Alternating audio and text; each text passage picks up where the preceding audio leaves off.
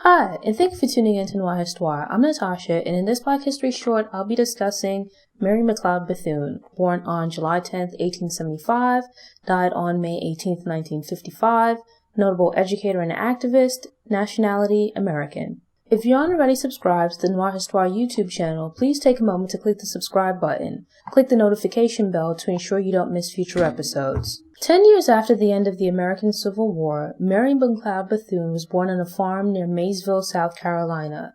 The child of former slaves Samuel and Patsy McLeod, she was the 15th of her parents' 17 children, but the first to be born free. Her family was still poor despite everyone, including the young children, working in the fields picking cotton. The land which the family farmed had been acquired as a result of her mother saving the money she earned by continuing to work for her former owner after emancipation. During slavery, there was a concentrated effort to keep most enslaved people uneducated.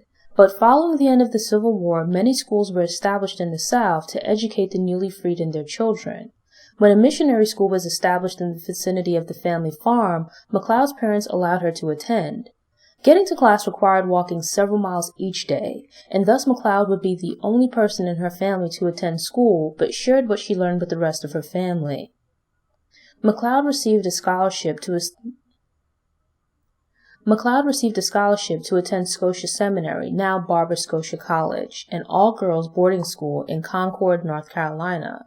Following her graduation in 1893, McLeod enrolled and studied for 2 years at Dwight Moody's Institute for Home and Foreign Missions, also known as Moody Bible Institute, in Chicago, Illinois. The program was intended to prepare McLeod for work as a missionary, but when no churches were willing to sponsor her, she returned to the South and became an educator. At the age of 23, McLeod married a fellow teacher, Albertus Bethune, and the couple welcomed a son a year later. Thus far, Bethune had worked at the Haynes Institute in Augusta, Georgia, and at the Kendall Institute in Sumter, South Carolina. Bethune and her young family relocated to Palatka, Florida, where she worked for a while as an insurance salesperson and for the Presbyterian Church. It was during her time in Palatka that Bethune founded her first school. When her marriage ended a few years later, Bethune moved to Daytona Beach. With dreams of starting a new school and needing to support her son, Bethune established the Daytona Normal and Industrial Institute for Negro Girls. The school began with just 6 students, one of whom was Bethune's son, and eventually evolved into a high school. Sources vary, but in either 1923 or 1929, the school merged with the all-male Cookman Institute.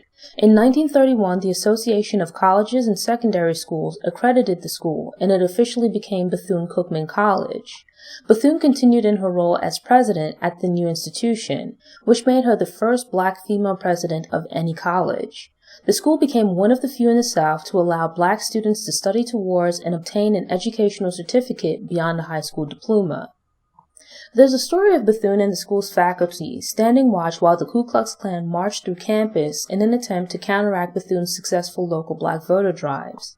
As if growing and managing a college wasn't enough, Bethune also opened Mcleod Hospital, the first in the area to treat black patients. Student nurses received training at the hospital and saved many lives during the 1918 influenza pandemic. Mary McLeod Bethune was also an active member of and leader in several organizations.